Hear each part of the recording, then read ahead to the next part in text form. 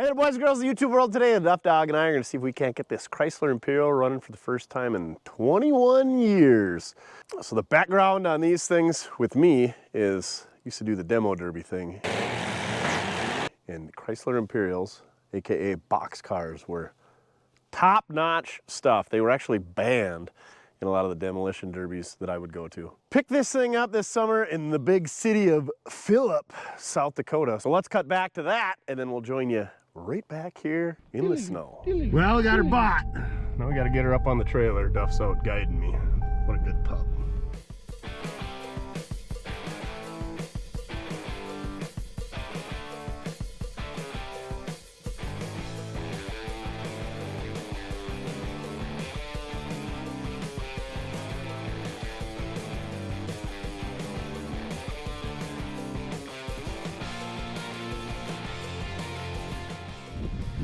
All right, load it up, tied down.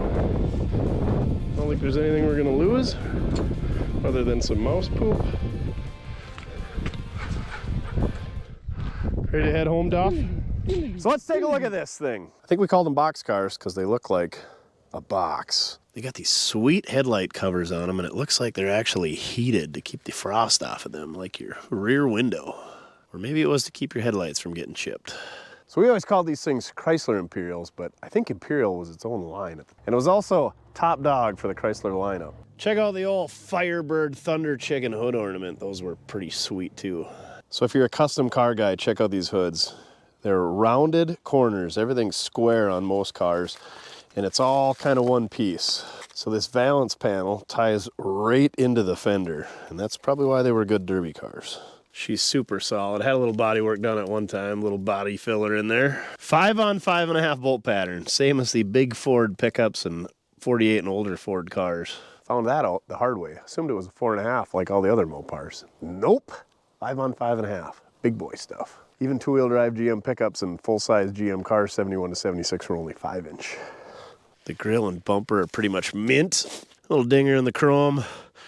And it looks like the plastic around the headlight's been busted before. And I don't think it's the original one because it doesn't have the little lines for the wires in there. No defrost on these bad boys. Just the coolest. Not an Imperial expert, but I think Crown was the top of the line. So this is a 4-door hardtop. You can tell by the way that it is. But they also offered a 2-door hardtop version as well. Looks like she was inspected in South Dakota in 1978. South Dakota no longer has inspections. Looks like our mirror is busted as well. I presume that's a remote mirror. Oh yeah, you can see the choke cables in there. Look at those sweet tail lights. Looks like she was sold at Frontier Motors in Gwinner, South Dakota at one point. Check out them pointy tail lights.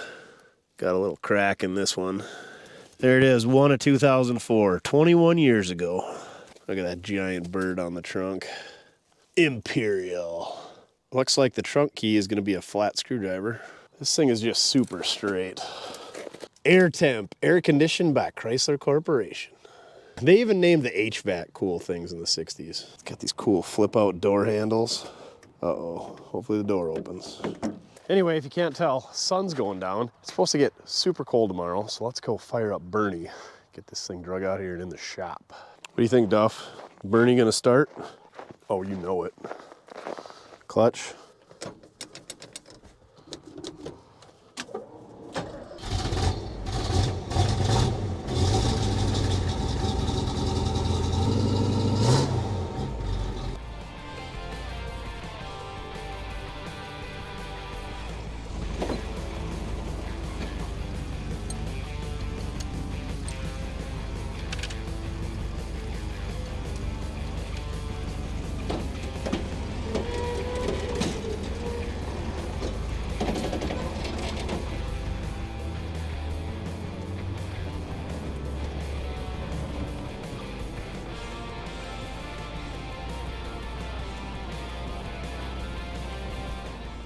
Old Bernie just putting in work.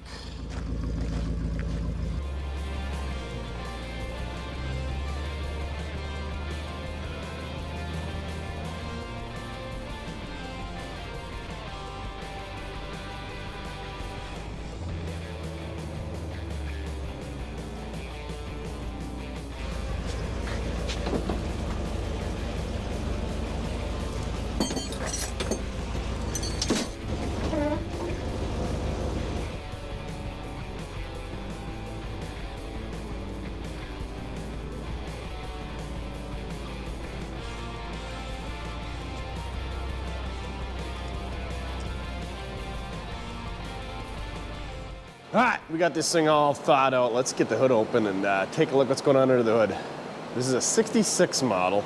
So this was the first year that the 440 was standard in these things. Sounds like it's the only engine you could get in the 1966 Imperial. And no, it is not a Chrysler Imperial. It's an Imperial. It was its own product line.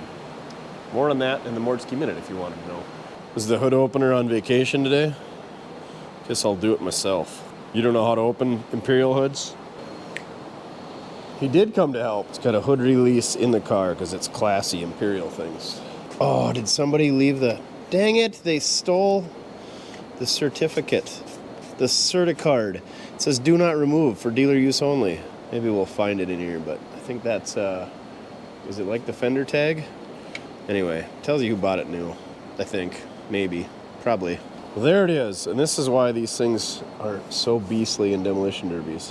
That inner fender is part of the actual fender, which is part of the header panel, which is part of the subframe, but it's also got a full frame underneath. We'll get her up in the air and check that out, but ugh, we definitely should have done some pressure washing. It's got power brakes, which is standard, and a single reservoir master cylinder. 67 was the first year that the dual reservoir was mandatory. It's got air conditioning, which I assume was standard on all these fancy cars. It's got the ginormous York V-twin air compressor. Power steering, of course, was likely standard. Twin V-belts on the alternator. Upper radiator hose is a big old flexi hose. But it looks like the distributor's all there, the coil hasn't been stolen, alternator's still there, all the belts are on it, even the rad cap's there. We are missing the battery, however. It's even got a Cat's engine heater for them cold starts.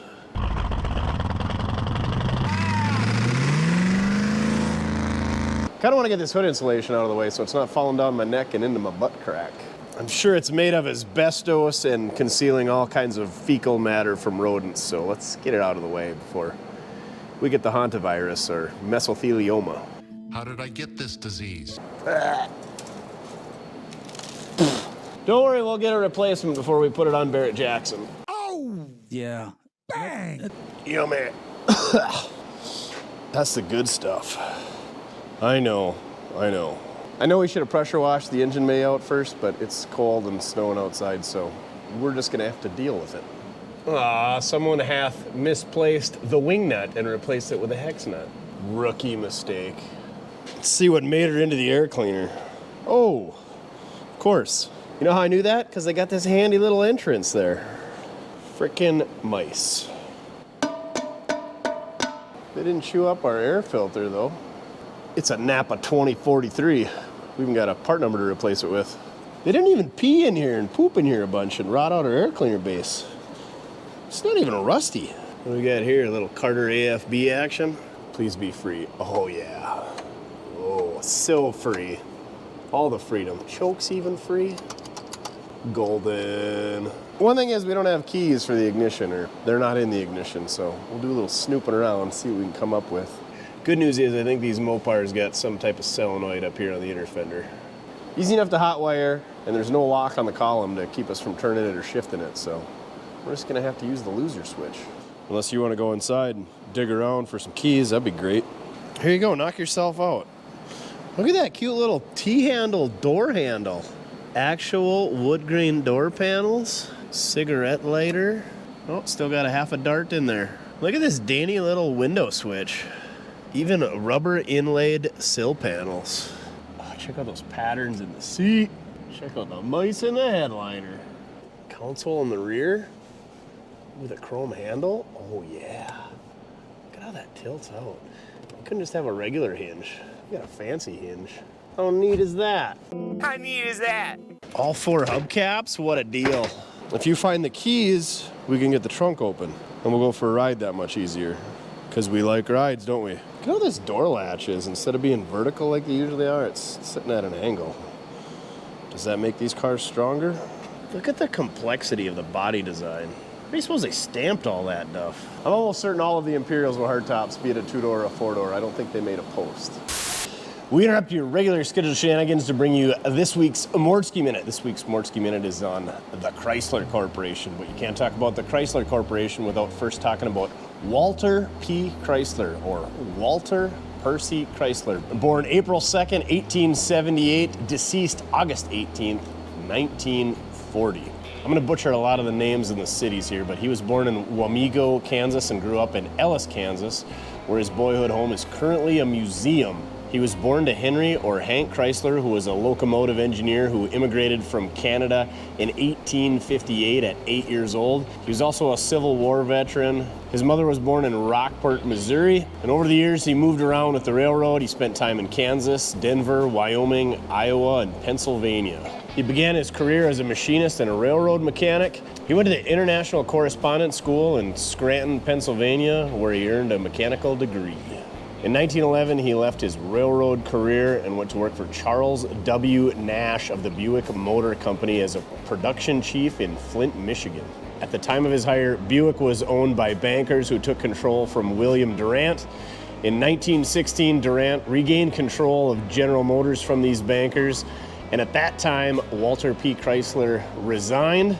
Durant, however, chased him down and offered him $10,000 per month, or $280,000 in 2023 dollars, for a 3-year contract, along with a $500,000 or $14 million in today's money bonus every year, or $500,000 in stocks. Also, he would report directly to Durant and have full control of the Buick operation without interference from anyone within the company.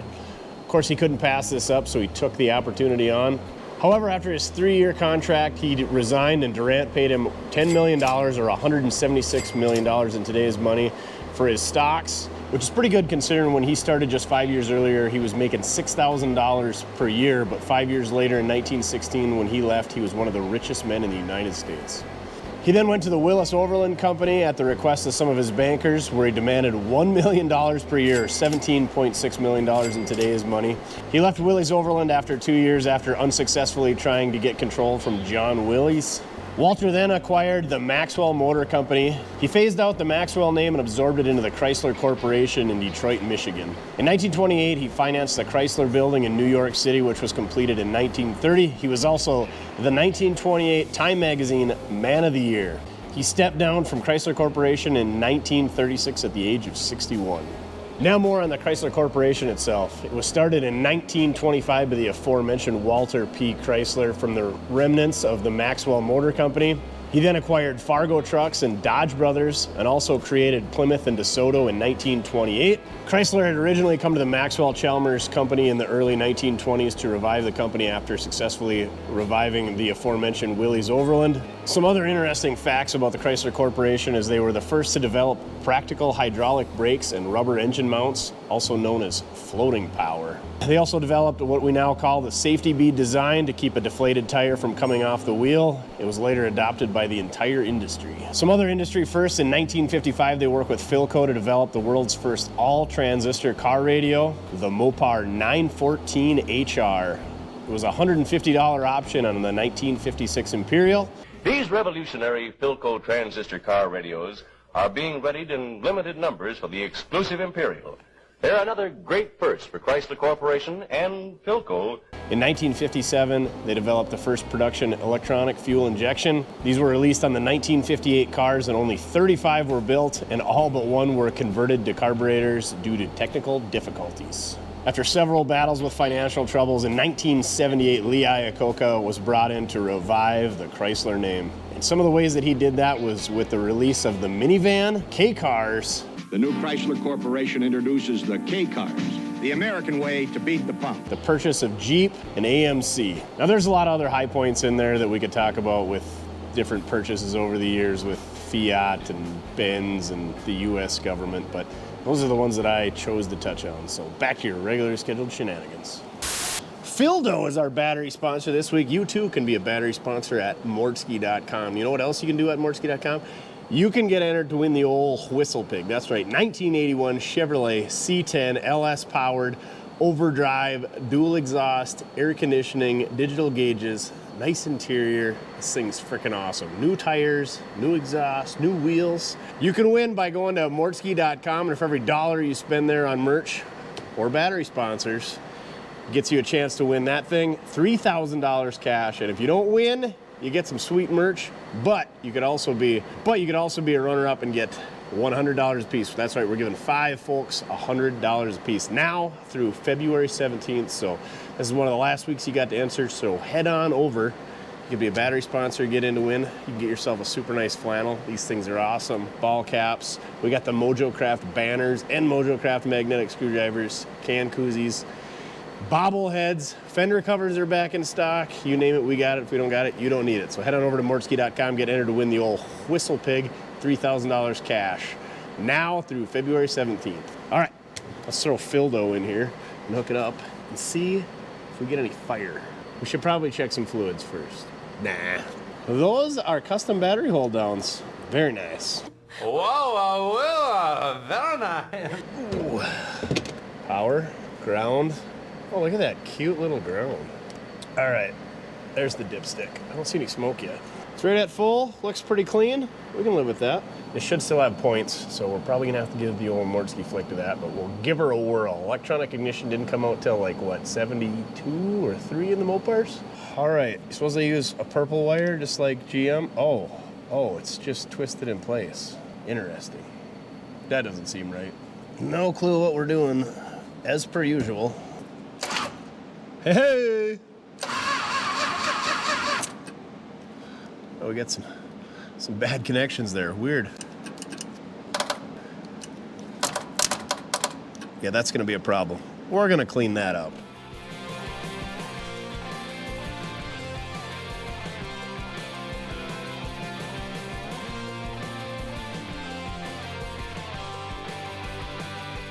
So we snipped off the bad part of this wire going to the solenoid, and the battery cable wasn't really long enough to snip an end off, so we just stuck her back on there. It's gonna be way better. Let's give her a whirl. Just kidding, not better. What's your problem?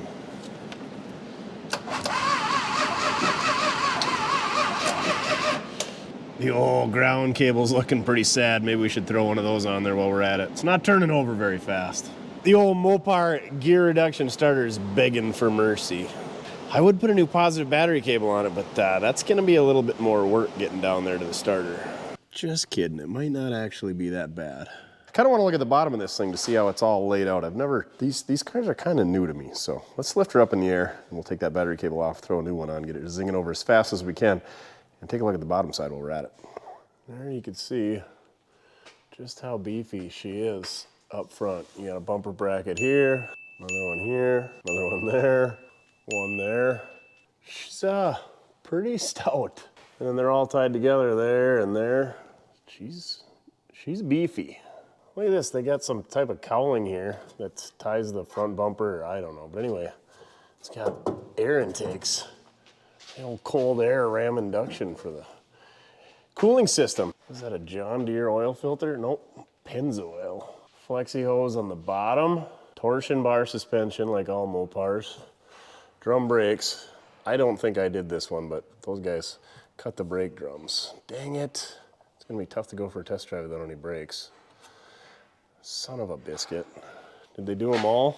Yep. How about the rears? Yep. Oh, we might have one brake. And of course they don't offer replacement brake drums for this thing, but I'm sure we could find some other Mopar that fits and drill it to this pattern or steal one off a Ford pickup or something if we really wanted to get her on the road. Which I kind of do want to get her on the road. All right, back to looking at this thing. Cute little anti-sway bar. Looks like she's got a newer fuel pump on it. Pretty heavy cross member. But then they get these little baby tie rod ends. That might be your weak link. Oh, that frame is just a tank. 4 inches tall up there. It's like 6 inches back here. Look at how wide it is. Look at all the body mounts and gussets in the floor. Oofta. This reminds me of the old checker cab, which was also outlawed in demolition derbies. The whole frame is boxed. Well, back here it's boxed, so we'll get to the front, but I'm guessing it's boxed up there. And then just look at all these body mounts is lined up there. Plus they got these gussets coming out to the rocker panel. Another body mount there. And then this cross member, okay, so it isn't boxed up here, but they got this cross member that runs the frickin' whole length from the rear end, from the leaf spring, all the way up front there. Anyway, I'm guessing that's a 727, pretty common behind big blocks. Looks like we're gonna need to do some exhaust work. All we gotta do is attach those two together, We'll be golden. Fixed it. Well, it's not gonna run real great with that spark plug wire hanging there, so that might be a problem. Floors seem really solid, frame's solid. Structurally, she's real nice. Really nice. I'm guessing it's a 2-piece drive shaft. Oh yeah, there's the hanger bearing. Oh, with a cardan joint, is that what they call those? Looks as though our hanger bearing could probably use replacing. Oh, it's got the double cardan joint back here as well for all of the vibration reduction. Oh, and it's got the insulated drive shaft dealio. One thing I don't like about these is, see where that joint is? And see where that joint is? That one's pretty much, we'll set her to vertical right there. Ah, they actually line up. I've seen it where it'll slip in that rubber joint. That one's pretty good. What the French is this? Like a Watts link setup? So you got your regular leaf springs, and then it's got this bad boy up top. That's just to keep it from rotating back and forth to guide it? Huh. And then it's got rubber in between the leaf springs, some type of isolators. That is the strangest suspension I have ever seen. But yeah, that'll keep your pinion angle from tipping. Speaking of pinion angle, got a pinion snubber up there. And the tailpipe is missing, but muffler looks pretty good shape. Nobody's cut the park brake cables yet. Keyword yet. You think they'll give us our money for these lifetime warranty Monroes if they don't work? I'm sure they'll be just fine. Is this an 8 3/4? I don't know. Somebody spliced a brake line at one point. Interesting, the leaf springs mount outside the frame and they tie to this body mount back here. Apparently it's rigid enough for a demo car. Same deal in the back. Bumper bracket, bracket, bracket, bracket. Well, that's a whole cross member. And then there's this guy tying it to the bumper in the middle. Usually there's just bumper brackets on the end. These bad boys got one in the middle too. Fuel tank full? Probably. That's the good gas from 2004. It's kind of a shame that they cut the brake drums, but we'll figure that out if we get her running. Even the trunk extensions are solid on this thing. The trunk extensions look good on this side as well. Look at all that room for tire up inside there. You could fit like a 315 up in these bad boys. Looks like the leaf spring's gonna be the limiting factor. You can only go about 2 inches in before that's gonna rub though. Man, look at how solid it is up there. Can't really tell how the rockers are because they got that stainless cover. But if they're anything like the rest of the car, they're pretty solid. So if you're not aware what a torsion bar suspension, this is the lower control arm. And it's got this rod that goes back to here. That's your torsion bar. Anyway, there's an adjuster right here, and that twists that. And this thing's like a big long spring, and that's what holds the weight of the whole car. So you don't want to cut through that with a torch, or you'll have a bad day. Mopar used these torsion bars pretty much exclusively on their cars. GM and Ford stuck with the coil spring for the most part. A lot of the pickup manufacturers eventually ended up going to these. GM actually used them in the 60 to 62 Chevy pickups. Maybe it was 63. So the beauty of these torsion bars is with this adjustment screw, you can tension the spring either up or down, and that also raises the height of the car. But with that, you're gonna get a stiffer ride or a softer ride. But you don't get much adjustability with coil springs, so the torsion bars had that going for them. I'm gonna pull that battery cable off and we'll fish a new one through and see how she cranks over then. New battery cables installed. Let's see how she cranks over now.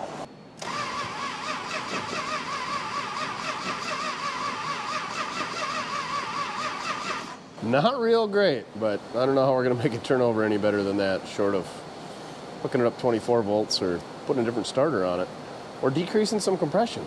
Let's hook that spark plug wire up that we saw hanging down there earlier. Hopefully there's not 7 more that aren't hanging on. Which one was it?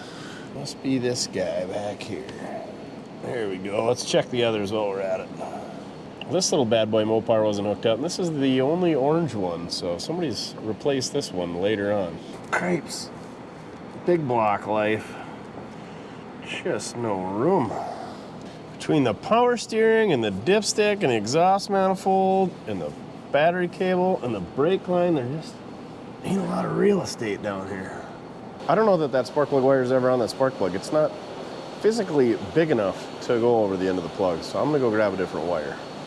And maybe it just shrunk up over all these years, but I got a feeling it never did fit very well.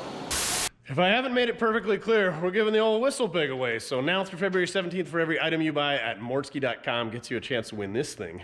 $3,000 cash. This thing's got a 6-liter LS, 4L ADE overdrive, 373 posi rear, brand new 20-inch tires and wheels, all the way around. Fresh dual exhaust installed by yours truly, Marv's Muffler, Mortske's Muffler. Go check out the Marv's Muffler decal at mortske.com. And while you're there at mortske.com, getting entered to win this thing for every $1 you spend, go check out the screwdrivers. We got a Mojo Craft screwdriver available. We got all kinds of other screwdrivers. But tell you what, our suppliers screwed up. They forgot the dot. They forgot to dot the J and cross the T's. Well, actually, they crossed the T, but they forgot to dot the J. So we got a pile of these, and we're going to throw them in with every single order for a screwdriver. So if you order a screwdriver, you're going to get one of these. If you order 11 screwdrivers, you're just going to get one of these because we're not going to ship 22 of these. But anyway, we got hundreds of these things to get rid of. So for every screwdriver order, we're going to throw one of these bad boys in there. So head on over to mortske.com. We got the Flick screwdriver. We got the Holiday screwdriver. We got the original and not screwed up Mojo Craft screwdriver. So if you want a Blem limited edition, yeah, that's right. You could get 2 Mojo Crafts. One's a Blem.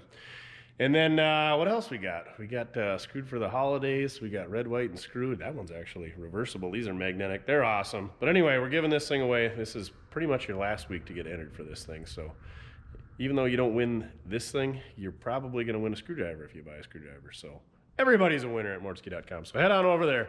And if you're not into screwdrivers, you already got this screwdriver, or you don't want a Blem screwdriver, you can get a ball cap. You can get sweatshirts. You can get these fantastic, I absolutely love them, flannels.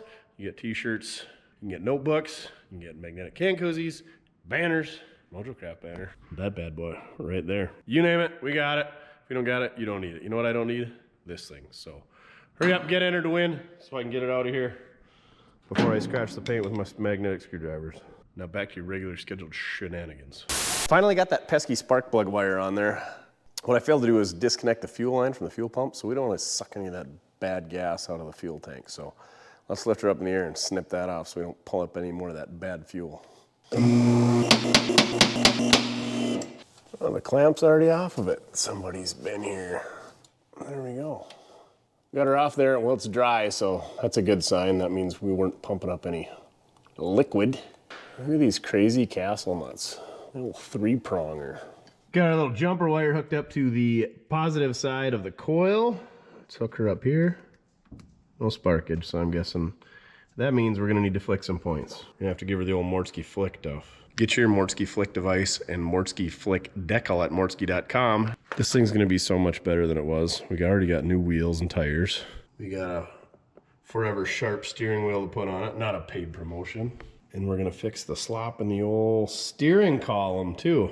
We got bearings coming for this bad boy, and if not, we're just gonna stick a different column in it. She was real sloppy in the old knuckle there, so. I know how you kids like 'em sloppy. We're gonna fix her up real good for the next owner, aren't we, Duff? All right, 20 years of sitting, I'm betting we don't have any spark, but let's give her a whirl. We need a longer coil wire.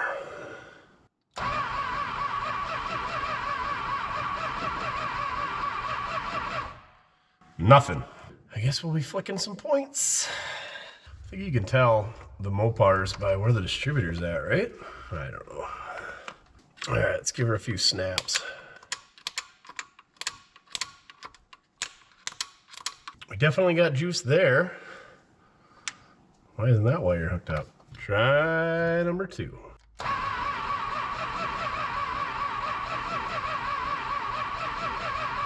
She's pretty faint and pretty non-existent otherwise, so I'm gonna have to get the old Hansi file out, I think. Probably gonna want to unhook the coil wire for that. No, these are not called Hansi files. There's somebody named Hans or Hans that sent me this thing years ago back in the old shop, and so yeah, I just started calling it the Hansi file, and it's stuck. I like it. Love flicking my points. 60% of the time it works. Every time.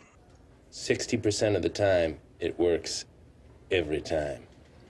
That doesn't make sense. Now, the coil wire back up, and then give her the Mortske flick a few times.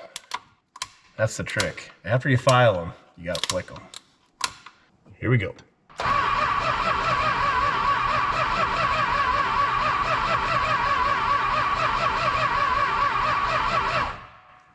We only got a couple of good sparks and then it dropped out. Interesting. What's the problem here?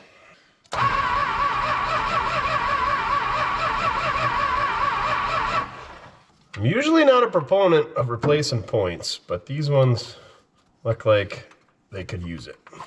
I'll give her one more try. Hook her up, give her a couple of flicks.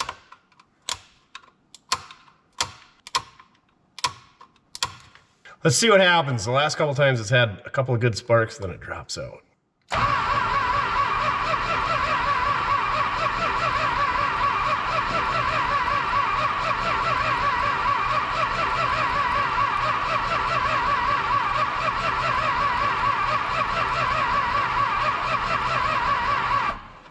Yeah, I don't like that, and I don't throw a lot of new points in, but we're gonna see if we can find some. See what I got on the shelf for Mopar points.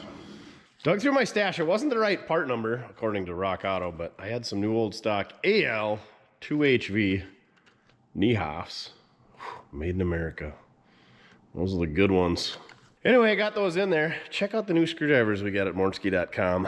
Mojo Craft. This is my favorite magnetic screwdriver that we have yet. I think there's 7, 8 designs out there. But anyway, the old Mojo Craft. The best yet. Works great for working on your Mopars. It's an Imperial. It's not by Chrysler, but it's still a Mopar. Funny thing is, on Rock Auto, it's listed under Chrysler. So, it's still a Chrysler Imperial. Because Rock Auto is never wrong. Tech tip of the day, get yourself one of these handy dandy spring-loaded pliers for hanging onto that screw, putting your points in. And then get yourself one of these cute little wrench sets. This is a SK brand, but it's full of SKs and Craftsman's, the old polished ones, back when they were good. Oh, it's got the V on it. The flying V, there's an interesting story on that. If you really like Mortske minutes, go check out Ballinator. I don't know. It's an interesting name, but he's got a ton of great videos on YouTube about like the flying V and SK tools and Diamond Horseshoe Tool Company and all kinds of stuff. And it's just about tools, and they're like anywhere from 5 to 20 minutes long, and he does a really great job of it. So shout out to Ballinator. Go check him. I don't know him personally. I just really enjoy weird things like I post on these videos like you guys like. So go check out Ballinator. Go watch one of his videos and say Mortske sent you. So all right, I got these things gapped to 19,000, so I assume that's what they're supposed to be, because that's what seems like everything's going to be. Let's see if we got some spark. But yeah, make sure you got your magnetic screwdriver and your Mortske flick screwdriver and your spring-loaded screwdriver and your tiny little points tools, 11/32 in this point. Case, whatever. Oh yeah, and your 19 thou feeler gauge. What a silly name. Feeler gauge. Are you sick of my shenanigans? I swear to God, I'll pistol whip the next guy that says shenanigans. You mean shenanigans? Oh. Is that what's going on over there? Okay. You got some green tape stuck to your hoof back there, by the way. Did we put a new condenser in? Abso-freaking-lutely not. All right, here we go. No Mortske flick required on new points. Look at that. All right, she's about sandwich 30, so we're gonna shut her down for the night. We'll see you guys tomorrow. I'll make sure I unhook the battery so we don't lose the shop to a fire. All right, see you in a couple minutes, seconds, mere seconds. Duff says we gotta shut her down for the night. Back at her this morning. Let's clean up all this debris on top of the engine that failed to pressure wash out of there so that we don't have ourselves a fire if it backfires or gets warm. And also maybe should eliminate some of the stink when we get her running. Also, one in the car and put it in park so it doesn't drive over me or the camera like has happened in the past. Is it in gear? I don't think so. Just kidding. It's in gear. But while I was putting the distributor cap on, I noticed a few things. Let's check them out. Spark plug wire's got these neat little round plastic insulators, and then they go into this metal clip, so that keeps them from wearing through and arcing out. I've never seen anything like that. And then you take that clip off and put it on the new plug wire. Usually they just clip into some plastic holder like that one. Also, they got these big old strut rods that go from the firewall up to the inner fender here, so that beefs her up for the old demolition derby. And the heater core is not hooked up. So yeah, they just got her looped on the old CATS machine here. So I'm guessing we got a leak in there somewhere. All right, let's grab the old shop vac and get some of this debris out of here.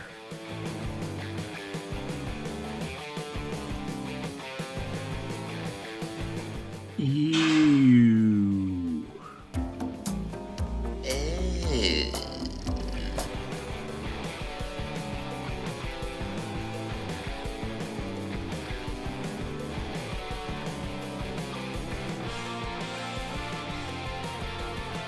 Much better. Hopefully that prevents forest fires.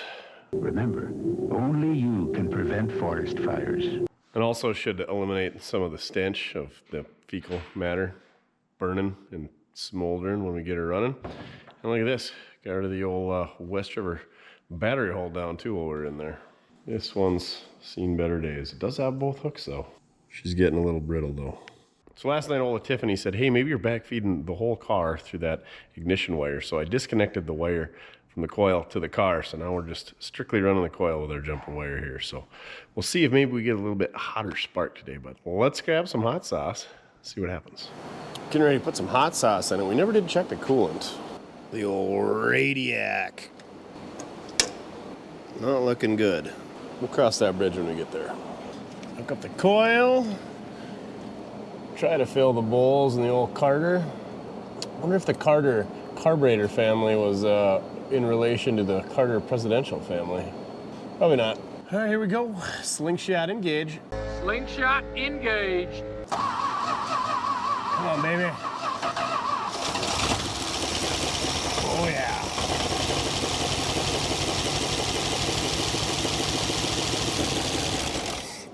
Something's making a ratcheting sound. Like a bike chain when you're freewheeling on your 10-speed. Power steering low. Is it the AC compressor locked up? No, that's not turning. Is the AC compressor locked up? Oh yeah. She's bricked. Alternator, water pump. Doesn't sound like lifter clatter. Usually that's not as persistent, per se. Got a little more hot sauce. Let's try her again.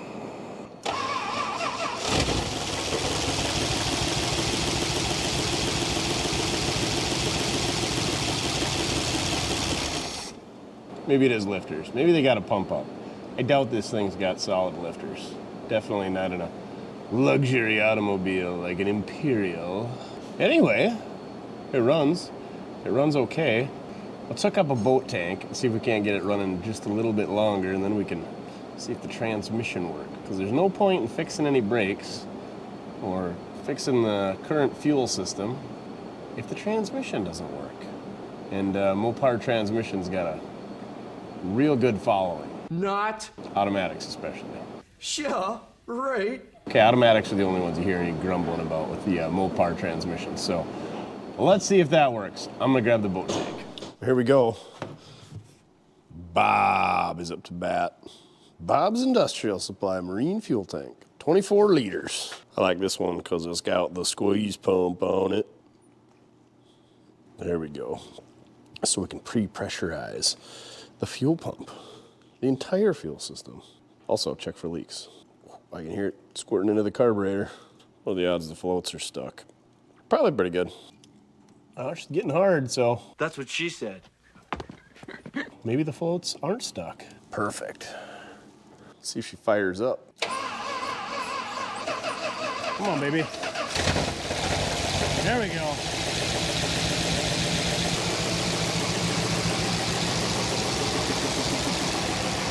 Oh, yeah. Let's lift her up in the air and try jamming her in gear, see what happens.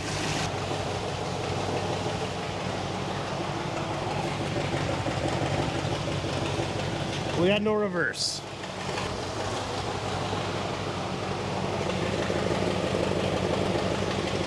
The other side's trying. Maybe it's just low on fluid. She ain't really trying forward either. Well, it's trying, but barely. Just check the old transmission fluid. It's gotta be the power steering. Good news is we can put the same fluid in the power steering as the transmission.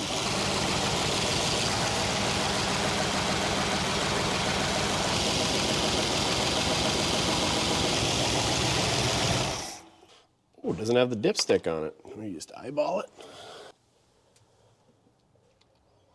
We'll see if that made the clicking noise go away.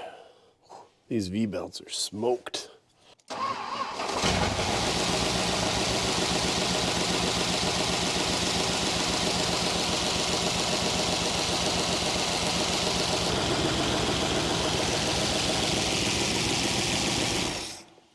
It actually seems to run pretty dang well. Super disappointing about the brakes. Maybe we'll lift it up in the air and see if we can't patch up some brake drums or get some dimensions and find something that's similar. Is that even a possibility, man? Ah, this thing's so cool. There's 6 switches, 4 for the windows and 2 must be for the wing windows. And I presume that's a window lock there. Got the Imperial badging over here. Oh, these don't have the fender tag on the fender, it's in the door jamb. This steering wheel is strikingly familiar to the 66 Buick my dad has. I do dig the two-tone package. It's unfortunate the shape that it's in with the cracking and the discoloration. We got the Sentry signal. What's that? The check engine light? Look at these gauges, how they wrap around from left to right. Oil pressure, temp, fuel. Got remote control mirrors. Alternator's got that wraparound gauge. Check out that speedometer. Oh, we gotta get this thing running so we can watch that speedometer go up. Looks like 95,000 miles. I highly doubt it's 195. Ooh.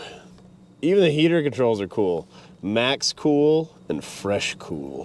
Holy crap, this thing's got FM radio in 1966. This is probably one of the earliest FM radios I've ever seen factory in a car. Imperial Crown. AC vents down here. Ah, no way, it's got Hugh Hefner's Playboy Bunny air freshener. We're definitely gonna autograph that and throw it in with the merch this week. If you order a low-life notebook, you might get a chance of winning that thing. We're gonna autograph that and we'll send that out. You could also win a chance at winning the old Whistle Pig and 3,000 bucks cash. Head on over to mortske.com. This is so cool. Does the badging change when you go to AM? Oh, it's freaking awesome. She needs a little work, but pretty sweet. It's a Wonder Bar too. There you go, dual dimmer switches. One's for the radio and one's for the headlights. What's this? Somebody put a manual choke in here? Probably. Oh, even the map lights are cool. What other goodies we got in here? Blostrom's Conoco service, Gates Tires, Gwinner, South Dakota. Looks like she's an ice scraper that you would clamp to your visor. Got the day-night mirror. Got a mirror on the visor for your old lady putting her makeup on. Oh, this is for the power antennae. Sweet. Sweet! What's down here? Speakers? Oh yeah, speaker controls. It's probably front and rear, probably not left and right. Any keys above this visor? Nope, just mouse house. Can't get that door open. Is it locked? Nope. What the French? Keys in the glove box? Mouse house? No. What's this? Authorized dealer certification of required maintenance services. Months 6 through 60. Use ballpoint pen only to certify. The old Imperial almost came with a 5-year warranty. Oh, shut up. We had a spare set of points this whole time. Used ones, of course, but they do say made in USA. Put them back in there. Freeze plug. Maybe that's why there's no coolant. Son of a biscuit. Hopefully it didn't freeze up. Hopefully the leak was from the heater core. And this is just something he found in the parking lot. What is that? Looks like it's the same body color as this car. And appears to have some type of part number stamped on it. Holy crap, tried sticking my mag to the dash. This is even padded. It's all padded. What a deal. Well, I dropped it down there. It's gone forever. Aaron Hernandez. Gone forever, Aaron Hernandez. What's in here? One 66 Imperial by Louis Brown, Van Buren Street, Winter, South Dakota, 1984. Buy some parts for her at one point. Looks like TCI, Talbot Carlson Incorporated, products for livestock, Mitchell, South Dakota. Something Kaiser, Fritz Kaiser, Clauser. To Louis Brown, 6/18/83. 1966 Imperial, VIN number. Car as is. How much did he pay? 200 smackaroos he paid in 1983 for this bad boy. Paid her with cash. Well, I paid about 15 times that for this car, so good investment by Louis 43 years ago. The Crown 4-door hardtop. Something than a Rolls Royce. Luxuries in a Rolls Royce. Oh, look at this. Oh, it's like a sales sheet. I gotta dig into this. We interrupt your regular scheduled shenanigans to bring you yet another Mortske Minute. This one is on the Imperial. The first year of the Imperial was 1926, just 2 years after Chrysler Corporation came to be. At its inception, it was the top-of-the-line car under the Chrysler name. Then in 1954, it became a standalone make. It was designed to compete with Cadillac, Continental, Lincoln, Duesenberg, Pierce Arrow, Cord, and Packard. Interestingly enough, Imperial means sovereign, supreme, superior, or of unusual size or excellence, which is well-fitting to the Imperial that we're talking about today. For the brand new Imperial in 1926, Chrysler developed a larger 288.6 cubic inch inline six engine with 7 main bearings, full pressure oiling system, and a whopping 92 horsepower. Interestingly enough, the Imperial name had been previously used by Buick, Cadillac, and Packard for their top-level limos. The hood ornament was originally a stylized Viking with a winged helmet. It set a transcontinental speed record at the time, traveling 6,500 miles in 1 week. This car was chosen as the 1926 Indy 500 pace car. They also had the Model E80, which signified a guaranteed 80 miles an hour all day long. It had a 0 to 60 time of 20 seconds. A 4-speed manual transmission was added in 1930. 1931 saw the release of the first straight-8 engine along with hydraulic brakes. In 1932, they offered an optional automatic vacuum-operated clutch. In 1934, they released one of my favorites, the Airflow design, with an ad slogan of "The car of tomorrow is here today." It offered standard power brakes. It was the first car designed in the wind tunnel. It was an early form of unibody construction. Unfortunately, they weren't publicly accepted and sales were low. Most 1935 and 1936 models were carryovers, and by 1937, they'd went back to the frame-on body design. In 1949, they had 4-wheel disc brakes standard. These were designed by Osco Lambert. In 1951, they released the 331 cubic inch Hemi head engine along with Hydra Guide, which was an industry first power steering. In 1953, the Imperial offered air conditioning as an option. Packard and Cadillac had previously experimented with air conditioning in 1940 and 1941. Another interesting note was Walter P. Chrysler had seen to the invention of Air Temp, which was air conditioning for the Chrysler building in New York City in the 1930s. When Imperial became its own brand in 1955, they dropped all Chrysler badging, similar to the car you see behind us. In 1971, they offered one of the industry's first anti-lock braking systems, and standard 4-wheel disc brakes were available in 1974 and 1975. And by 1990, the Imperial had become a front-wheel drive 4-door V6 car, signaling the end of the flagship lineup. However, in 2006, they did create a concept car similar to the Chrysler 300. So there you have it, all the information you never wanted to know about the Chrysler and/or Imperial. Now back to your regularly scheduled shenanigans. What's left and right? Our thriftiest Imperial, the Crown 4-door hardtop. So this is the bottom end. Has more standard luxuries than a Rolls Royce. Paneling of 100-year-old Claro walnut. 7 foam padded armrests and electrically powered windows are among the thoughtful extravagances which help make the Crown 4-door Imperial the incomparable luxury car in America, if not the world. Stands of Claro walnut trees. There you go. That's what the wood paneling is. Claro Hold on. I was looking at this. See that hinge there? What? No way. What? No way. Keep your road beers in the door. Oh, are the keys in there? I don't want to dig and find out. You can see the mice chewed right through the plastic to go in and out of their nice little home here. I need the gloves for that. What about this side? Does that do it too? Oh, yes. No mouse house either. That is the handiest thing ever. I've never seen such a thing. It's even got stainless on the bottom. All right, we gotta get back to reading this. I need somewhere to stick this freaking camera in this car of foam plushiness. There we go. We got the foam trimmer on the windshield. Stands of Claro walnuts are found in only 2 places in the world: northwestern United States and eastern Kashmir. And out of every 52.5 pounds harvested, only 8 ounces meet our standards for grain and color. 2 armchairs side by side. The Crown 4-door is the first domestic luxury car to feature a unique sectional sofa for a front seat. Power everything everywhere. The power steering gives you easy command of the road. The power brakes are self-adjusting. The automatic transmission is the most highly refined 3-speed automatic from any automobile. From a standing takeoff to turnpike speeds, you are almost unaware of any upshift at all. Yeah, right. Even the park brake is impressive. When you take the transmission out of park, the parking brake is released automatically, but as a safety precaution, only when the engine is running. Huh. Auto-releasing park brake in 1966. Uncommon luxuries.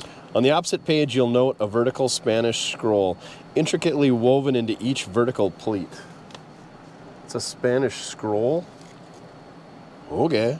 The scroll itself is a rep weave, familiar to those who've worn old school ties over the years. Well, I haven't worn old school tie. Imagine what an old school tie would be in 1966. Okay, hold on. The fabric is surrounded by leather. There you go. Steer hide only. No cows nor calves whose hides bear the markings of birth or the frailties of youth. What is this? Steer hide leather, because it's better than cows or calves. The frailties of youth. Excellent marketing, Mopar. The leather is first chrome tanned and then bark tanned with Argentine Chobarco wood, bark from the South African swaddle tree, leaves from the Sicilian sumac. Okay, I'm missing the first few letters of this entire paragraph here, so bear with me. Like I was going to be able to pronounce the Chobarco wood from South Africa. Finally, it is treated with tallow of the ewe and oil of the sperm whale. You cannot make this up. Tallow of the ewe and oil of the sperm whale for suppleness and durable patina. Look at that. Look at that. Patina was cool right there in 1966. Sperm whale all over these seats. Who'd have thought? Good thing we didn't get the black light out. The trunk is carpeted as well. We need to get that open. To protect your investment in luggage, golf clubs, or antiques, as the case may be. Like, that's where they were aiming at, is golfers, travelers, and antique collectors. You're never more than a few inches from an ashtray or a lighter in the crown four-door hardtop. Oh, makes me want to rip a dart right now. Now we need to find them all. Are they in the armrest? Nope. There's got to be one in the center here. Yep, there it is. Nothing crazy. Just an ashtray. So there's one ashtray in the front? Or are they thinking you're supposed to ash in these doors? Front seat passengers share a centrally located ashtray and lighter, while rear seat passengers each have their own located in the forward area of the door-mounted armrests. The instrument panel is padded both on its top surface and the front edge along the lower knee level area. That's pretty cool. I can't say that I've ever seen another old car that has a padded lower dash. If you're optionally inclined, the FM, AM, and AM radios include touch tuning bar and floor switch in addition to push buttons, rear seat speaker with rheostat volume control, and power antenna at no additional cost. So yeah, looks like we got all those options. If you choose, you may equip your Crown 4-door with autopilot. What? Air conditioning. Oh yeah, well we got that. A second air conditioner for extra rear seat cooling, or a rear window defogger. Sure grip differential, emergency flashers, tinted glass with shaded windshield. Tinted glass with shaded windshield. So, looks like we probably did not get autopilot, a second air conditioner, or a rear window defogger. Nope. I wonder what the autopilot is. Would that be like your dimming lights? Auto dimming lights? Power door locks. Oh, it doesn't look like it has that either. Wah, wah, wah. 6-way power adjustment for your front seat armchairs. No way it works. Tries anyway. Dang, there's some healthy solenoids underneath there. And a tilt and telescoping adjustable steering wheel. Didn't get that. Son of a biscuit. Crown yourself. The Crown 4-door Imperial is the product of computer development and assembly. Computers, top-notch stuff in 1966. It is a precise, predictable automobile, one that deserves more than a cursory trip around the block. Our dealer will arrange an unhurried evaluation for you.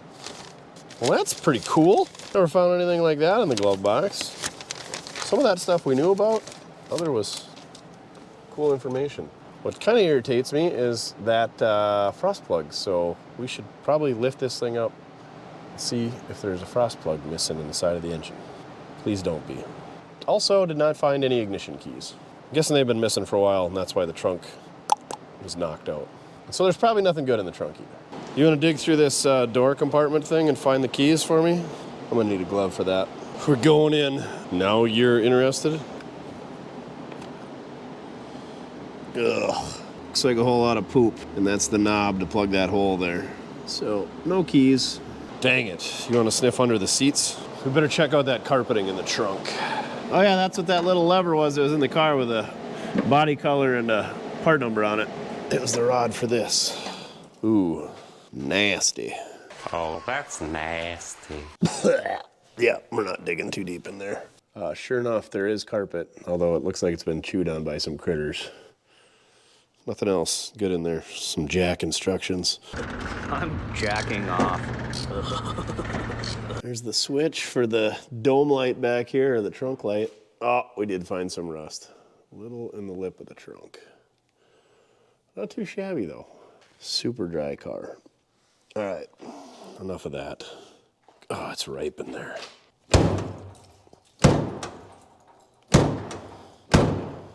Got it. I don't know a ton about Mopar big blocks, 440s, 383s, 400s, whatever, but anyway, looks like all the frost plugs are there. 3 on each side anyway, and if it was the one that was behind the flywheel or the flex plate, or ones, I don't know how that one would have been in the glove box, because there's really no way for it to escape. There's one behind the starter, but I can't really show you. Those two are there. One above the engine mount, one in the center. That one's behind the engine mount, that one's in the center, and that one's at the back, so must just have been spare parts. Kind of like some of the people that leave comments in the videos. Not all of you, but there's always somebody. Check down below for the pinned spare parts comment. Somebody always says something that, is this show about your dog or about cars? And you talk too much, and the sound quality sucks, and so is my favorite hero of the YouTube world, and I don't know why I'm watching you. Rant over. Where's the Tylenol? Gotta find my dog. We opened the door to let some exhaust out, and he don't want to come back in. It's cold out. Not much wind on the old tread on them flag today, though. All right, I guess I'm gonna let him play outside. Well, should we see if we can find a coolant leak? Got a couple buckets of antifreeze around here that no critters want to drink, so we might as well dump them in the old Crown Imperial. Duff, you watching for leaks out the bottom? Nothing yet, he says. She's a thirsty girl. Dang, we might gain a wash bucket back out of this deal if we keep going this way. The question is, where did all the coolant go that should have been in this thing? My guess is maybe they had water or some coolant that wasn't up to par and somebody drained it. That's what I'm hoping anyway. Obviously the heater core is unhooked, so it was just a summer car. They probably had water in it.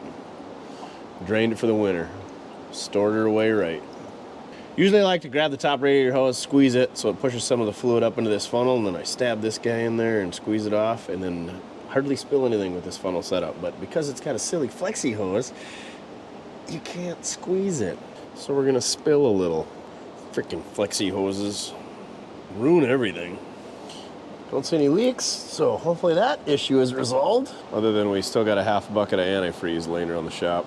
Don't worry, it's getting a little murky. We'll find something real good to put it in. Let's pull some wheels off, take a look at these brakes. I'm pretty sure I know what's going on there, but maybe we can get some dimensions. Maybe we got a brake drum laying around here that we can throw on here. Who knows? Let's take a look. It has intrigued the Duff Meister as well. What do you think we're gonna see? I think we're gonna find a brake drum that's torched. Can you weld it back together for us? Oh, I guess so. Alrighty then. Got her covered. Remember kids, Mopar no car, and righty loosey, lefty tighty on Mopars. But seriously, on any car that's got an L in the middle of the wheel stud, go left to tighten it. More Imperial things. These aren't your regular half-inch studs that you find on your regular Mopars that are 13/16ths. These bad boys are 9/16ths in a 7/8 hex. Imperial wasn't messing around. Yep. Just what I remembered. Somebody went in there and cut it like I like to do, but I don't think I would have cut these because I knew once I took the wheel off that it was a 5-on 5.5 bolt pattern that these were going to be hard to find. How are we going to get that off there? And what's going to interchange? And are we going to have one? So many questions to answer, and I think I have them answered. Nothing's going to interchange, and no, we're not going to have one.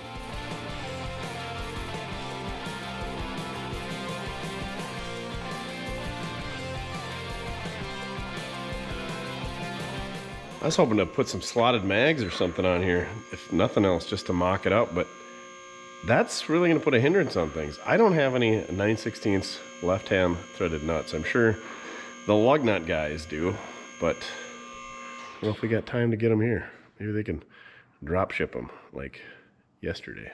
Anyway, as you can see, we took the old air hammer and tried knocking that drum off there, and it's not going well. So I'm gonna do a little research, see if there's anything on the internet saying what interchanges with these, because even if we did get this off there and weld this to that, I can see all the springs are laying in there, and the clips and the tabs and all that stuff, and that stuff's all gonna be shot. And I don't have any of that stuff, so I don't know what we're gonna do. We have a 67 or 8 New Yorker out back. And if the spindles are the same, we could take the hubs out of that car and put on here, but I'm sure the brakes in that car are shot as well. Just as I suspected, 11 by 3-inch brakes. The other Mopar lineups look like they use 11 by 2 3/4. The drums are unobtainable. You can't find them. Some guys on the internet say you can swap everything over, but I checked the wheel bearings on like a 67 Newport or 66 Newport, and they use different bearings than these use, so I don't think you could swap the hubs either. So I think you'd have to swap the whole spindle, and I don't know if the spindle interchanges. But anyway, long story short, we got our back against the wall. You can get wheel cylinders, front and rear, master cylinder, the shoes, all that stuff.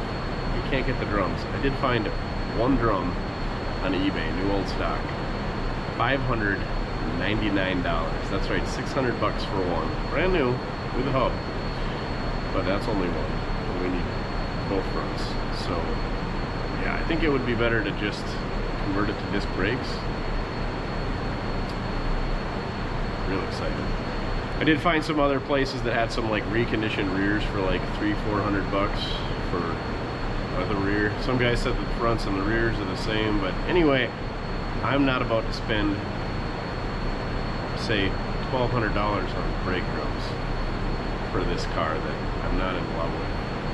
So that's the other thing. This summer there was one of these things for sale in the city, so 3, 4, 5 hours away, and I want to say it was pretty dang nice. I think I actually messaged the guy because I've been listening for a while about maybe a lowball him a little bit, but I think it was $9,000. You can't paint this car for $9,000. You're gonna have $1,000 in exhaust, $1,000 in wheels and tires, $1,000 bucks, $2,000 in brakes. You're gonna have to go through the carb kit, the fuel system, the fuel pump, the belts, the hoses, the ignition tune-up, and all that. So these cars, in my opinion, are not worth restoring. But everybody values their time differently than I do, but I'm not going to put a whole bunch of time into a car to try to get it all done. It's not going to be perfect, and it's something that you could buy for $9,000. So anyway, I'm not restoring this thing, so we're not fixing the brakes. So now, I don't know what we're going to do, because I really don't want to drive this thing around without any brakes and schmuck this thing up, because it's pretty dang straight, or run into whatever else and schmuck it up, because this thing's pretty heavy and beefy, or worse, bang them both up, or even worse, somebody gets hurt, me, Duff, innocent bystander. So if we're gonna drive it, it's gonna be real slow and should be off-road. So yeah, that's a real bummer. So I do commonly cut these drums like this when they're stuck, but it's usually super common stuff like Ford Galaxies, Chevy Impalas, Chrysler Newport, stuff that you can open Rock Auto and buy new brake drums for $80 a piece, ready to go, or you can buy a disc brake kit for $500 bucks. I didn't cut these. I know I didn't. I remember taking one of these wheels off that was flat and seeing, oh, somebody did the same thing as me. But I'm like, that's gonna suck, because I bet those drums are unattainable. And for once I was right. So it's too early to have a sandwich, but I'm gonna think about my life decisions, determine what we're gonna do next. So I really wanted to drive. That's 2 weeks in a row. This thing is not nearly as bad as that Mercury that we did last week, but not so good. Absolutely terrible. We could probably patch that and make that work. We're gonna need to buy some parts. I bought brakes for that car because they're available, because I wanted to drive it. And I can't buy brakes for this because they're not available. That's the other thing. This thing's gonna be for sale. Price and availability in the video description. I think I paid like $2,600 or $2,800 for this car. And I thought the derby car guys would be chomping at the bit for that. So anyway, you know what I paid. Price and availability in the video description. I want to see this thing gone. I don't want somebody to derby it, but that's how it goes. If somebody buys this thing and wants to smash it up, it's their car. I don't care. Just like you shouldn't care if I lower a car or put Kraggers on it or cut the brake drums. It is what it is. But if you want to save this car from getting derbied, or if you want to derby it, hit us up, mortskerepair@gmail.com, because we got too much junk around here. And we're going to lose the shop, and we don't have any space. And so yeah, need the money, need the space. And double check to see if your brake drums are unobtainium before torching them. Not saying that these would have been any good by the time we got them off there anyway, but the more you know. It would have been worth a shot for $600 a quarter. Oh, it's got the KH on there. They're Kelsey Hayes. Looks like there's a bunch of hammer marks on here. Somebody was trying to get her loose. The Imperial quirkiness saga continues. I was over there grabbing a 9/16 lug nut, and so I went over to the right-hand side of the car where it's right-hand thread. I thought I'll just thread it on the wheel stud on the outside of the lug nut. Well, there's no room for that. So then I got to looking at that. I don't think these centers on these Ford pickup hubs are even big enough to clear these Mopars. Even the center hole is ginormous on these. I was looking at these rims and I thought those look like a front wheel drive rim. I bet these are a factory Mopar rim. It's got that huge center in there. Mopar like to do these silly little notches here, but yeah, they even got a bigger center in these bad boys. So I don't even think these wheels that I got on here would be safe to drive on the road if we did have brakes. I mean, we would, because safety is always the utmost primary, amazing, top of the line first thing we do around here. Safety third, right? Yeah. So I don't think this wheel is going on all the way as it should on that hub. And that being said, to try to find an aftermarket wheel, like a slot or whatever you have, I don't think we're gonna find one that fits on there. And it's because you gotta have it, you can't just be riding on that outer area of the hub. So yeah, the Ford rims were riding right there. You gotta be up here on this flat surface. They were hanging out way out here, way out there. For cheese and rice, we can't even put any cool wheels on it to make it look cool in the yard. We could take those hubcaps and put it on the back wheels, but they probably won't even fit on these front wheels for silliness. I mean, this car's really cool, but it is a real pain in the rear. The one they haven't cut. Maybe we'll have to see if we can't get that drum off there. Maybe we can get this one working. Seems like a waste, and it'd be silly to try to drive it with one rear wheel working, but it's the only way to do it. Check this out. See how that fits on there? Yeah. The Pilot is way bigger on the Mopar wheels than it is on that Ford pickup wheel. So this must be the factory Imperial wheel. You can tell by that it's got a little bit of thread sticking out, and that it's fitting over that hub. And you can see where the other one was sitting. The more you know. Imperial wheels, they're probably worth gold. Well, I'm guessing she's pretty stuck on the Pilot, judging by the rust there. So let's give her a little heat before we get too crazy. Gotta take the old rosebud off the Smith torch here, still on here from when we loosened up the engine in the worthless Mercury Cougar that we did last week.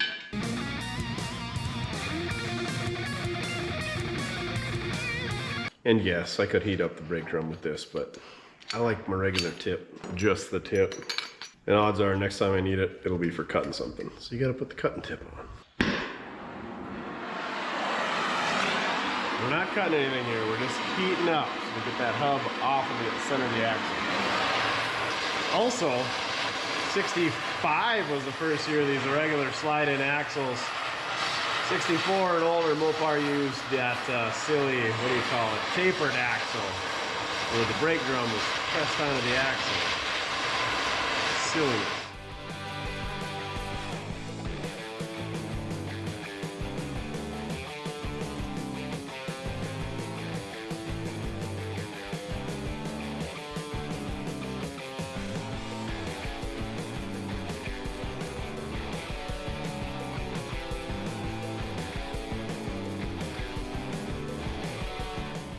There you go, little heat goes a long ways. It's unfortunate they cut all the other brakes because these ones look pretty good actually. I think a new wheel cylinder and this thing will be ready to rock. Even the adjuster was nice and free. All right, everything looks okay-ish back there. We should be able to pull that wheel cylinder off and throw some 15/16 seals in there and reseal that sucker and be good there. And if not, we got one on the other side that maybe will clean out. But we only got one master cylinder, and I'm pretty limited on the master cylinder options around here. So well, let's rip into that before we do anything more on the rear. Of course, Mopar's got to use this silly 4-bolt pattern. We can't just use the 2-bolt pattern like GM and Ford used. Because if that were the case, we'd just bolt a dual reservoir GM or Ford on there and carry on our merry way, but no. And no, I will not be swapping the booster out to a different booster so I can use a GM style master cylinder on it. Come on, line wrench. Be my friend. Oh yeah. Oh yeah. I don't know if it was the coil or the line wrench, but she came right loose. I guess we should have taken the lid off. See what this thing looked like on the inside. Maybe it's perfect. Can't believe those brakes are locked up after 20 years. I'm sure the master cylinder isn't that great either. It's gotta come off anyway. Let's check it out. Oh no. Come on, line wrench. Come back to me. There we go. Let me grab my master cylinder removal tool here. Oh, that's the wrong size. It needs the grande wrench. Got it. Oh my, it looks pretty decent.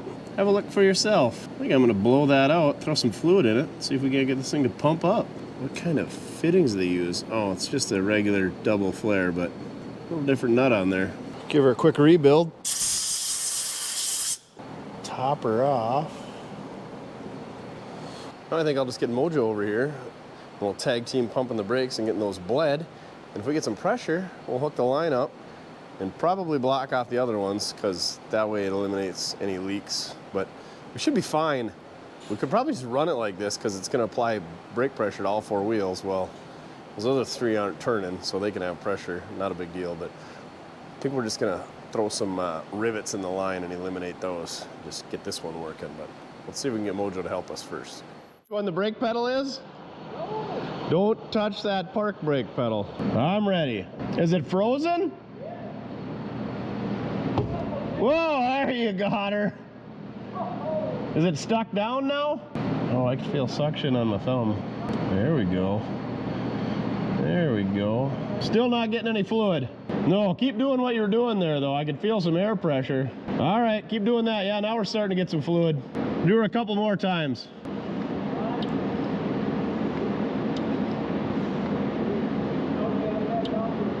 You got her held down? And we hook that up. And we just gotta go bleed them.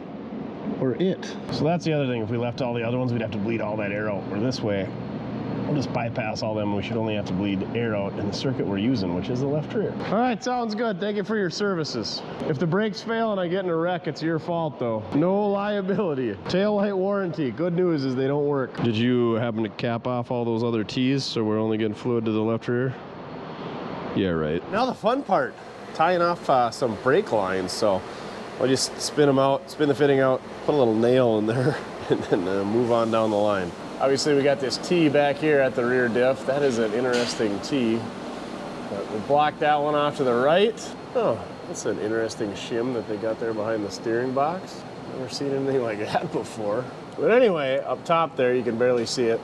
That should be real fun to plug those off. But anyway, one goes to the left front, one goes to the right front. We gotta cap them off too. So I'm gonna be trying to get brake lines off for the foreseeable future. Foreseeable future.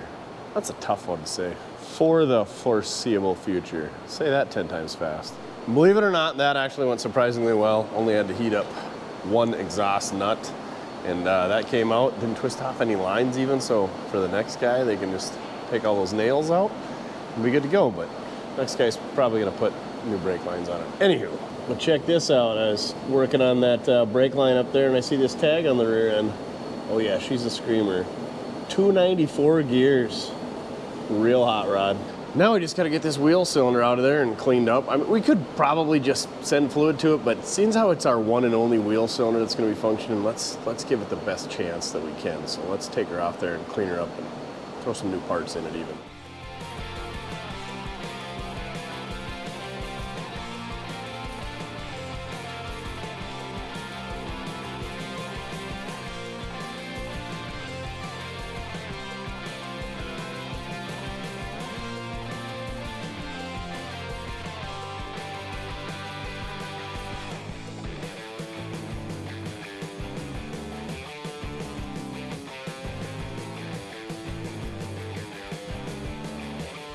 What do you suppose this thing's gonna look like inside?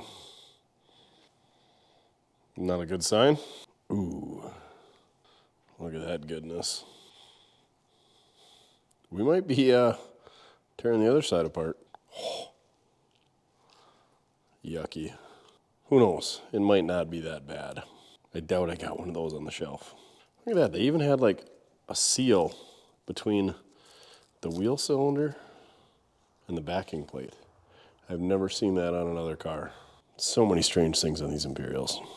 All right, wish me luck. I don't even know which way to knock that out of there. Let's get all the Hoover schneef out, make a mess beforehand.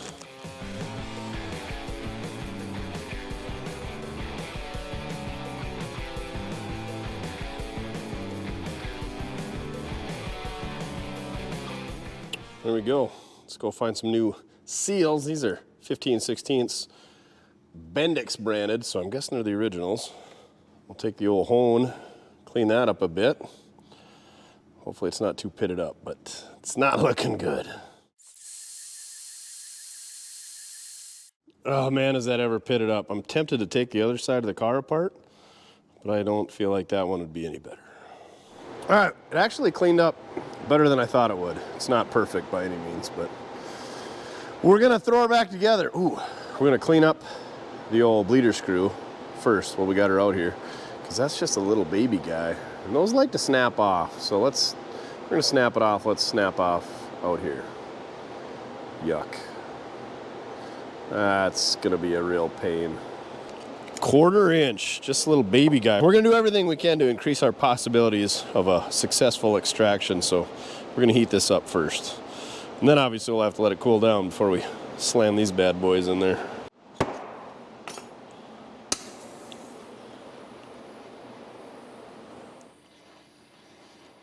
Oh, sweet baby Jesus.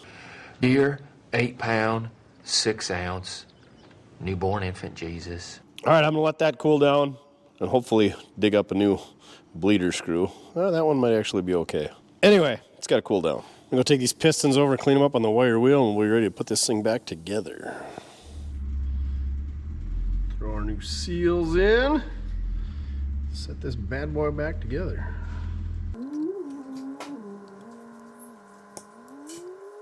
Good as new.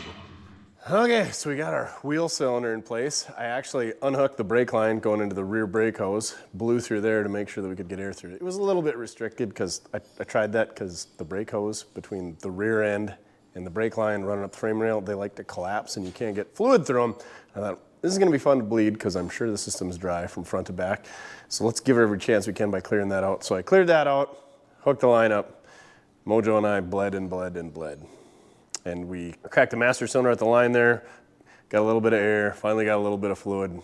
I think that master cylinder's just shot. We could never even really get a good amount of fluid up front with some restriction on it. We bled it with just putting my finger over it before and it seemed like it was okay, but once you get any restriction on it, it's just pushing past the seals. So it's cold, it's icy, these tires are bad.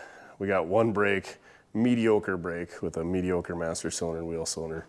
So it's just not worth it. Let's throw this thing back together. We're not gonna get brakes. We're not gonna put her on a public roadway. We're not gonna endanger anybody else, but we can fix some exhaust, maybe. We can attempt to. I like playing with my exhaust machine. So let's throw these brakes back together and then we'll do some exhaust work. Oh yeah, one more thing. They got these holes in the axle so that you can get at the bolt-in axle, the 4 bolts that hold the bearing retainer flange in. Look at this, they got a rubber plug in there. One more reason that the old Imperial goes above and beyond. They even got a plug in their axle. Why? I don't know, to keep dirt from sneaking by there and in there and then getting into the brakes. Suppose the same reason they had a seal in the back of that wheel cylinder. Fancy stuff, never seen that before. Brakes back on, wheels are back on. Let's put some hubcaps on. So this here is the factory 66 Imperial hubcap. It sounds like they use them from like 65 or 66 all the way up through 69. You can tell it's the Imperial hubcap by the way that it says Imperial and that it has the Ford Thunderbird logo in the center.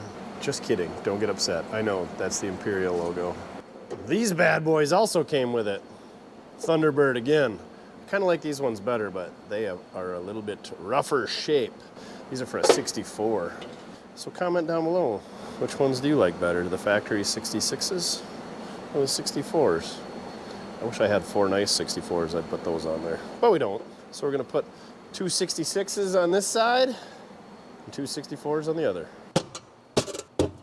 Be even cooler if these were spinners and they stayed vertical. You know what I'm saying? Horizontal. You know what I'm saying. You don't want your Thunderbird getting dizzy. You know, we got a brake lathe, we got some tools and some equipment to do some brake stuff. We just couldn't get the job done. Let's see if we can get an exhaust job done though. Let's try to make this thing not sound like a great, where's this pipe at? That's the frame, there it is, right there, right there. Just sounds terrible, and this thing is a luxury automobile. So let's make it sound like the luxury automobile that it is. Let's see if we can't make a chunk of pipe that slips over that and quiets things down. Ooh, there's even a set screw adjusting it there. Anyway, it's pretty soggy here. We're not gonna be able to weld over the top side. I don't know. This is probably a waste of time, but it's gonna be better, I promise. We're making exhaust pipes great again. What the French? The Imperial surprises just keep coming. I don't know if that's just the way they squeeze the pipe, or is that some type of baffling? Comment down below if you know. Because I am baffled. We are gonna have to trim this bad boy off because she's kind of flared out right there. And it's got a bend in it, and this is a terrible idea, but let's see what we can do. It's still gonna leak so bad. We really should just cut it off here and up here and, you know, dual exhaust it out, but who puts dual exhaust on a car that doesn't have brakes? I've done stupider stuff. Just trying to get all the layers of nothingness out of here. All right. I'm over it.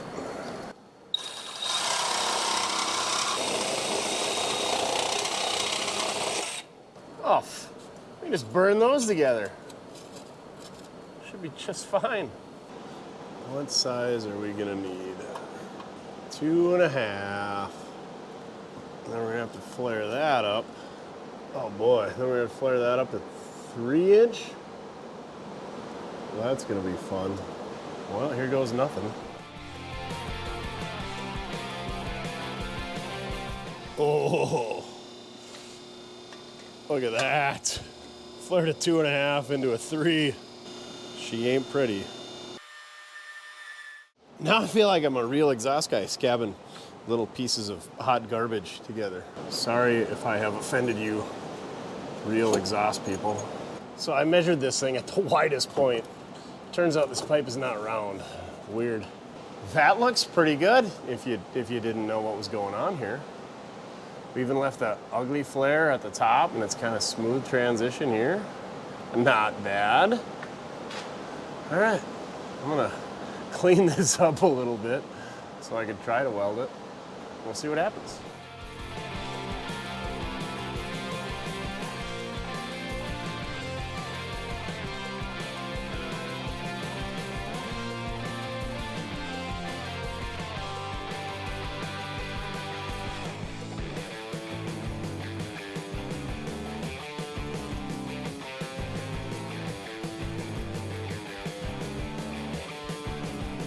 Is it bad? I'm kind of proud of myself. Well, really, I'm just excited that I have this machine and we're putting it to some use. I actually got it welded pretty much the whole way around. It doesn't look that pretty, but it'll hold just as long as this rust does here. So now we're gonna have to fire it up, See how she sounds through full exhaust. This clamp is kind of neat here. It's actually stamped, formed. Interesting. How is that muffler? Not good. Sure, it'll be just fine though. Oh, that's neat. It's got the arrows, I-O, inlet, outlet. They even put her on the right way. Them West River boys, I gotta give it to them. They got her figured out. We're gonna try this exhaust out. Hopefully it doesn't wake you up. Here we go. Slingshot, engage.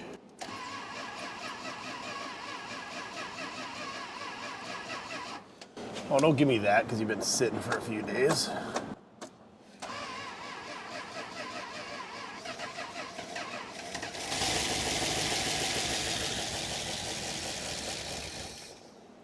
Sounds way less grain truckish.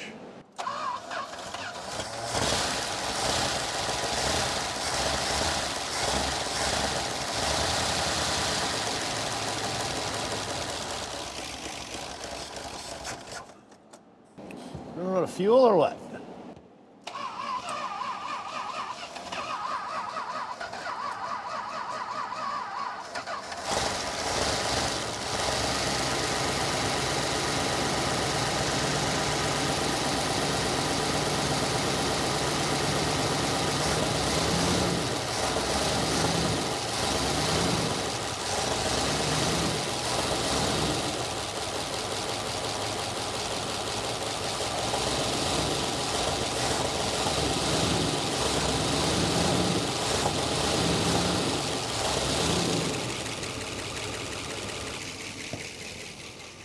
It's a lot quieter, but it's still kind of got that buzzing noise going over there. Let's go ask the expert what he thinks.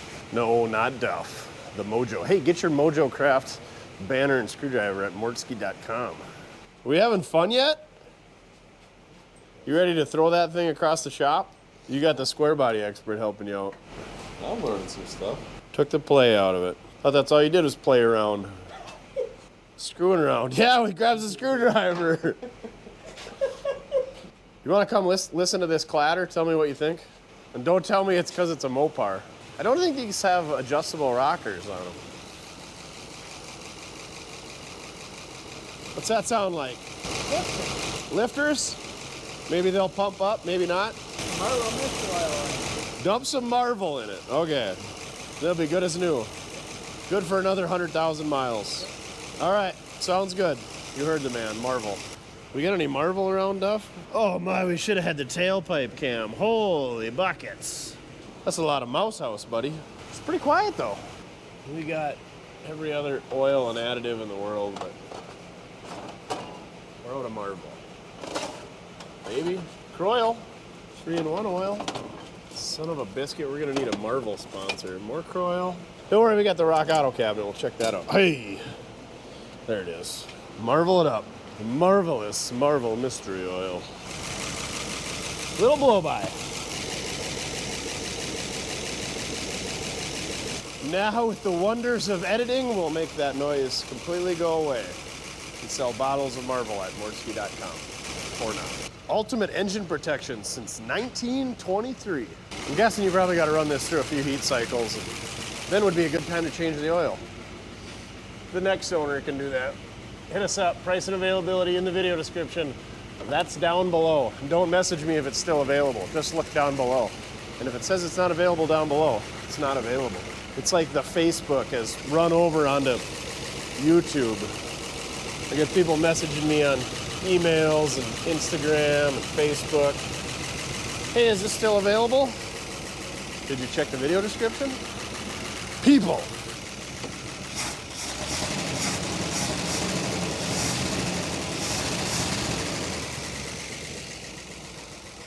Still got a little exhaust leak over there. Imagine that. All right, let's run this thing outside and let it run for a while. It's 1 degree out and it's blowing about 100 miles an hour or so. It's a real great day for a test drive. It's been sitting running here for not even 5 minutes. Lifter noise, gone. Marvel, it's Mojo approved. Ultimate engine protection. I love how you had to look at it because you couldn't remember those 3 words. This is why he's not an actor, not a paid advertisement. For everybody betting on the Super, oh, everybody did bet on the Super Bowl. Hopefully you won, and hopefully the Eagles did too. If you were betting, I would bet that I'm gonna spill gasoline everywhere. Ah! Whoa! Everywhere. Oh no. Oh no. I'm new. I don't know what to do. I'm new! I don't know what to do! Here, will you hold it for me? Yeah. Let's just ixnay on the filter nay. There we go. We don't need that where we're going. Delete. And with the power of TV, we're filling gas. Only spilled twice. That was one giant Exxon Valdez spill. One of the worst oil spills in U.S. history. For sale, one excellent running 1966 Chrysler 440. Big block. Chrysler Imperial Crown not included. Just kidding. It's a package deal. How did you get the Hoover sneeze all over your face, dog? Have you any idea what the street value of this mountain is? Well, should we see if it backs up? Check it out, it runs. Are you not interested? Are you not entertained? Load up, let's go. Are you not entertained? Does the window work? Oh, probably not, because we don't have the ignition switch hooked up. Scoot over! Even the door handle has a light. It's so quiet in here, Duff. What are you doing licking yourself? Put that paperwork back in there. Yes, I'm gonna push the brake pedal thinking there's brakes. What's it smell like? It smells like steer hide. Yeah, none of that sissy calf or cow hide. I gotta drive, okay? Oh, here we go. Oh, short-lived. Come on, 727.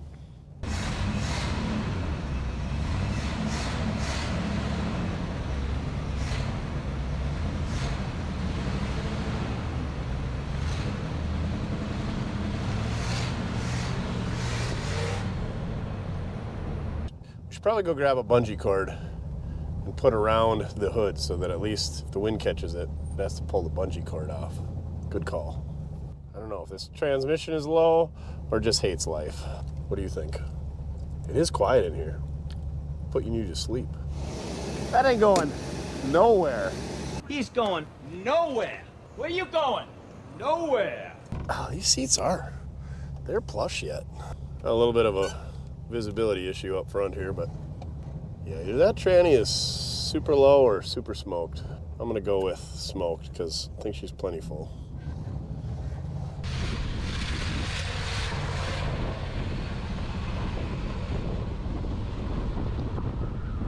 And we're off, Duff. See if she shifts in a second. Does the speedo work? Oh, it's like color that goes from left to right. Woo, getting a little squirrely. Woo-hoo! Oh yeah, no brakes.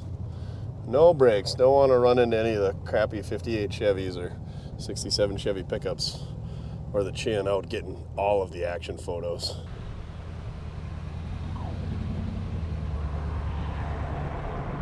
Here, let's do a donut by the good stuff.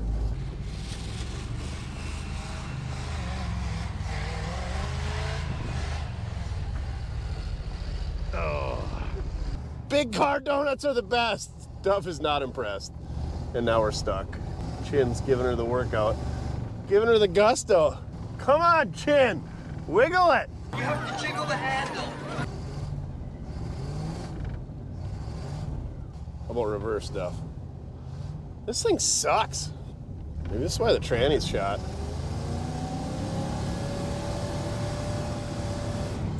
Check that speedo out though on the ice. How neat is that? All right, burning all the oil off the engine though. This is like the iciest part of the yard. Well, transmission seems to be working a lot better now though. I would agree. Huh. It's got a kind of a slight burning smell. Oh, it's a lot warmer in the car, not gonna lie. Duff, you wanna go ahead and put it in gear and rock it and we'll push? Rock it. I'm rocking it. Slower back. I'll go get the skid steer, give her a bump. Pretty good donut though.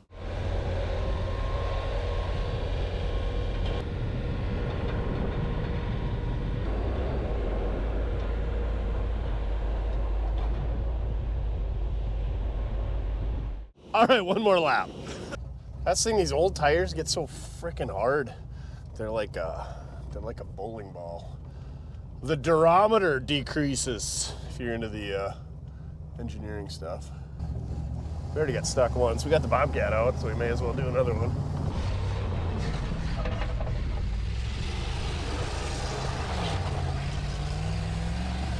Oh yeah, loves it.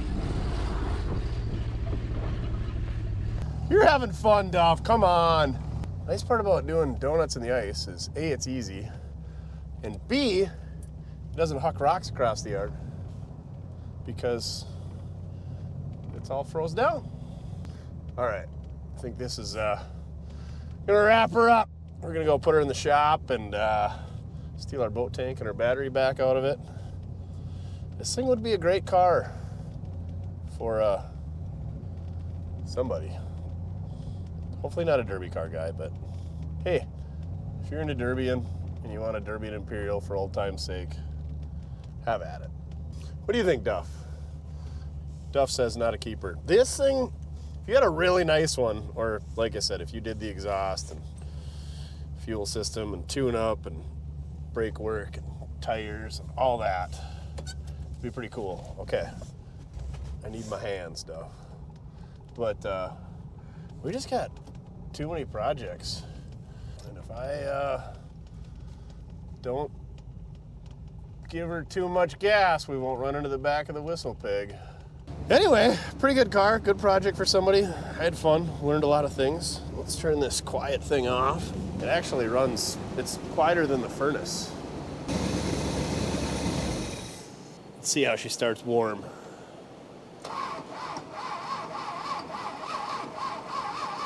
Okay, she's warm. Plenty warm. Oh, not too bad. Not bad at all. Hey, yo, Tony! Want to buy it? Tie your shoe, you're gonna slip on the ice in your Doc Martens and die. You came to get a Cougar. Yeah. You know what? We found out on the internet. It's a Mustang for men. That sounds about right. That's why I sold the one I had. Ouch. All right, I guess we got to take a break from the old Crown Imperial. Well, Torino Tony's here to get a Cougar, sucker. So let's go find that. Please don't rip the shackle right off. What? Oh, here we go. Apparently the flat tire does not want to turn. He does not know what he's getting himself into. Oh, enjoy it. Get right in there, Tony.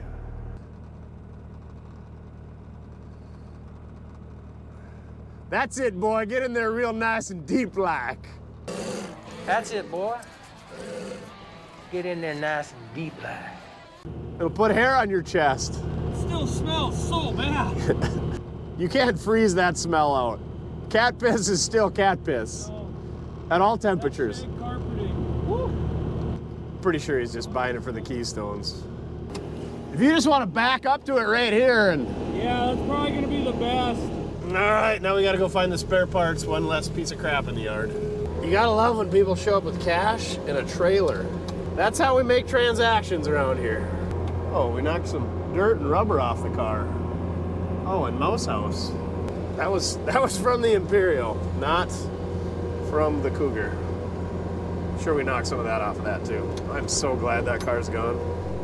Oh, he's gonna show us what's up. Like, you can hardly tell where the exhaust leak is.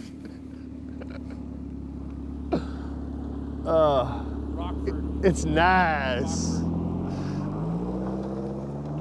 Getting it. All right, hit up Torino Tony at Torino Tony Restoration. Yeah. Torino Tony's Torino. Torino Tony's Restoration. There you go. What he said. He will sell you parts, but he's a crook. So you're gonna pay full. You're gonna pay full retail. Full retail. Because he's gotta, buy a new winch for his trailer that's solar powered. You definitely do not want to lose the shot. Well, thank you, sir. Enjoy your new piece of crap. Thanks for getting it out of my yard. Come back for an Imperial and a Torino. I might. The Torino, maybe. Later. Maybe. Duff says, look Torino Tony up on the Facebook. He's got a business Facebook page. Torino Tony's Restoration and Cougar parts. He's got some Mustang stuff too. All right. Getting her all back together? Sure.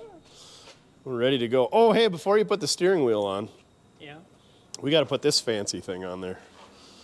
Don't get her all dirty with your mitts. Wash your hands before you Okay. install this thing. I think we need this adapter kit. Who knows?